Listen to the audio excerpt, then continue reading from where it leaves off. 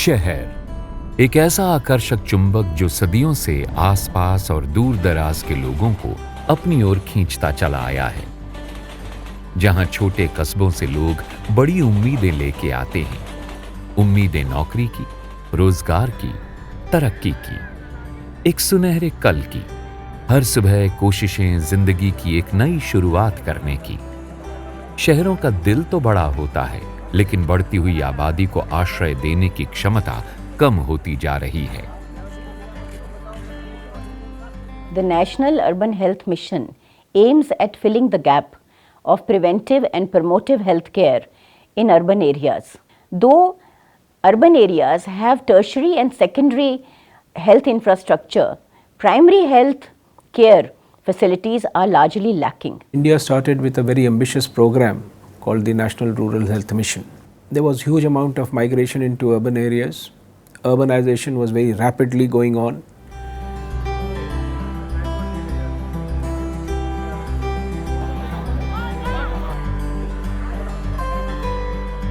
The urban slum population resides in very unhygienic environment. So we need to devise our primary healthcare program looking to the healthcare needs of this urban population, which is slightly different from the population in the rural areas.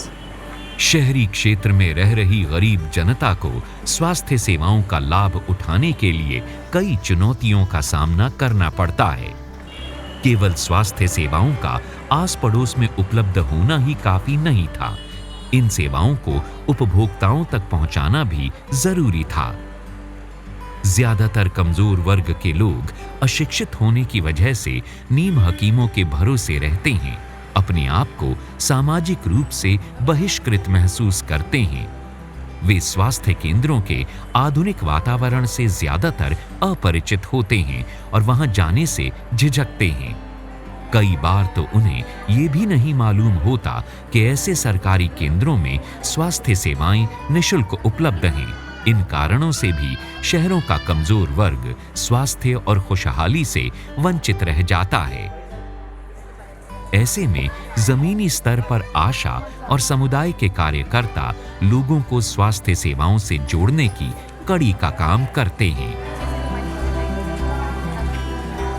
What I perceive is that there are 3-4 important elements in the entire program. One is human resources, doctors, paramedical staff. Second most important is district and state level project management staff. Third is that Mahila Arogya Samitis, with the support of the Ashas, they have to be in place. So we should have a brand manual so that even an illiterate person can reach these hospitals and demand the services. राष्ट्रीय शहरी स्वास्थ्य mission के मुख्य पहलू हैं नई स्वास्थ्य सुविधाओं का निर्माण और मौजूदा स्वास्थ्य केंद्रों को सुदृढ़ करना। मिशन के विभिन्न अधिकारी, एएनएम और अन्य कर्मचारियों को तैनात करना, आशा कर्मियों का चयन और महिला आरोग्य समिति का गठन, स्थानीय शहरी संगठनों का मिशन से जुड़ना व उसका योजनाबद्ध कार्यान्वयन कर उस पे नियंत्रण रखना, मिशन का सभी राष्ट्रीय स्वास्थ्य कार्यक्रमों व मंत्रालयों के साथ एकीकरण, विभिन्न अधिकारी और कर्मचारियों की क्षमता बढ़ाना और मिशन को कारगर बनाने में सूचना प्रौद्योगिकी का उपयोग करना। मैं स्वास्थ्य केंद्र और समुदाय के बीच की एक कड़ी हूँ। महिला आरोग्य समिति की बैठक करके और घर घर जाके पारा भ्रमण करके मैं लोगों को जानकारी देती हूँ स्वास्थ्य के बारे में, और जिसको भी ज़रूरत पड़ने पर मैं यहाँ एसएस के लाके उसका इलाज भी करवाती हूँ। 1 साल पहले मैं बहुत बीमार हो गई थी। मैं कॉलेज की पढ़ाई मेरी बीमारी के कारण रुक गया था और मैं एनएम दीदी और मितानिन दीदी के साथ फिर हॉस्पिटल गई, वहीं से अपना इलाज करवाया। मैंने 6 महीने तक दवाइयाँ खाई, फिर मैं अब बिल्कुल ठीक हूँ और कॉलेज जाने लगी हूँ। राष्ट्रीय शहरी स्वास्थ्य मिशन से जुड़े अलग अलग सरकारी विभाग और उपक्रम जैसे कि स्वच्छ भारत मिशन, शहरी विकास संगठन और सामाजिक उत्थान संस्थान आपस में तालमेल कर मिशन को सफल बनाने के लिए सक्रिय हैं। See, for any project of this scale, the key thing is coordination. and coordination with various agencies that are very busy on their own schedule. So that's a very important thing.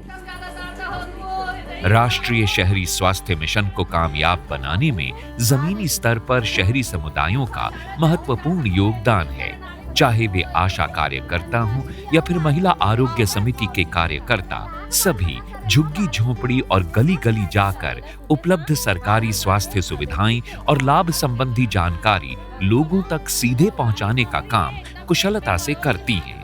लोगों तक अपनी बात को पहुंचाने के लिए समुदायों के कार्यकर्ता सृजनात्मक सोच का सहारा लेते हैं, जैसे कि नुक्कड़ नाटक द्वारा बीमारी के इलाज के बारे में चर्चा करना और चिकित्सा केंद्रों के बारे में जानकारी देना। दीदी जब तक दस्त होई ना तब तक के देना है, ठीक है? NUHM has brought lot of things in primary health care. The first most important thing is community participation has come a long way. Then second is technology wise there is lot of improvements through NUHM, and especially your lab services which used to be referred before for your VDRL or for your second trimester target scans are always available here. So by this we are able to detect earlier congenital anomalies and do early intervention. When you come to your delivery services, we are able to do delivery services round the clock. 24 hours an obstetrician and an anesthetist is available. In case if the routine government doctors are not available, we have been given the choice of hiring for your obstetrician and your anesthetist. And 24 hours we have a contract basis newborn staff who are especially trained to attend newborn. जब शोभना को पता चला कि उसका होने वाला बच्चा bilateral club foot यानी कि मुड़े हुए पैरों के साथ पैदा होगा तो वो बहुत चिंतित थी। वो उलझन में थी कि इस गर्भ को रखे भी कि नहीं।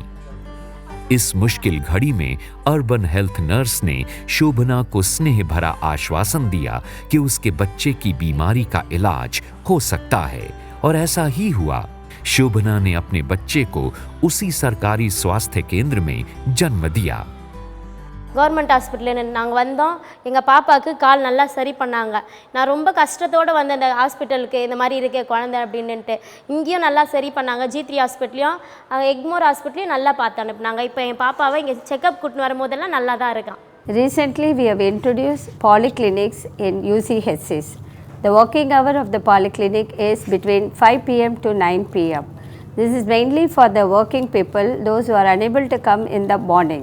Here in the polyclinic we have introduced specialist services.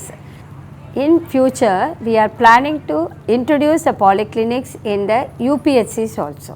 Since administrative arrangements across India and across regions and across the states vary, enough flexibility has been given to allow our states to design their organizational arrangements as per their own context.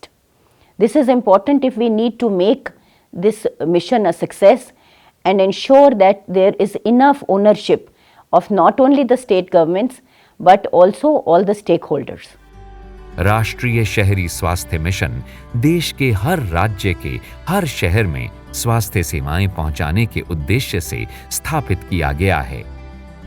आइए हम सब आपस में समन्वय कर कड़ी से कड़ी जोड़ें और हर एक नागरिक को स्वास्थ्य प्रदान कर NUHM को सफल बनाएं।